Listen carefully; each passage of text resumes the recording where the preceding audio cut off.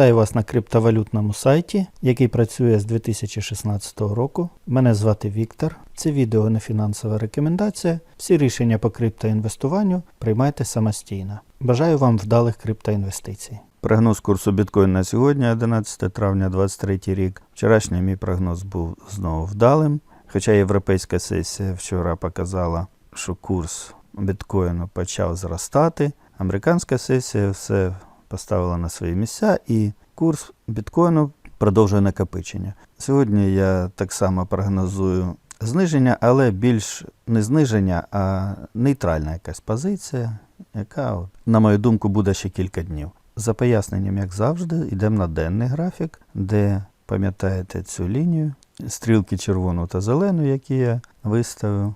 Поки що все йде за ними. Тобто курс йде вниз, гадаю, все буде йти за планом, і покупці держать цю лінію нижню. І декілька днів накопичення, після чого я бачу можливе зростання. На це я показую і осцилятор стокастик. Якщо буде структура схожа з минулою, то щось подібне ми тут побачимо. Тому я прогнозую сьогодні зниження або нейтраль. Пам'ятаєте ці стрілки по домінації біткоїну і USDT, які я окреслив на днях? За цією лінією пішло зниження домінації біткоїну. І невеличке, але збільшення домінації USDT. Тобто все логічно, з біткоїну активи перелились в USDT. Що діється між біткоїнами і альткоїнами? Тут все просто. Напрямок ліній вже все ближче і ближче до тієї точки, де вони перетнуться. Якщо напрямок не зміниться, то це може бути за 2-3 дні. І тоді, за даними цього індикатору, може завершитися біткоін-сезон, доволі потужний, бачите, скільки він був по тривалості. І, можливо, почнеться альткоін-сезон.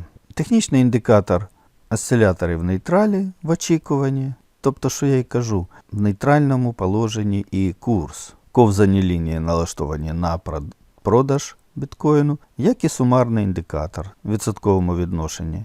10 людей зараз продають біткоін, 10 дивляться збоку і 6 купують. Загальна картина криптовалютних активів. Біткоін мінус 0,47% за добу, еферіум ще більше пішов вниз, тезер стабільний, як і повинен бути.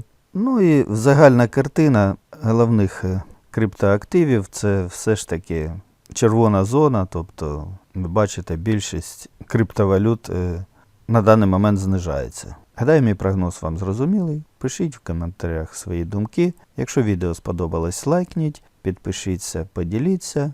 І на завершення, як завжди, мій головний прогноз. Російську Федерацію буде знищено, Україна розквітне в європейській родині. Дуже позитивні новини з Бахмута. Наші почали витісняти російських окупантів. Вони побігли. Супер. Не забуваємо донатити на ЗСУ. З вами був Віктор. До зустрічі.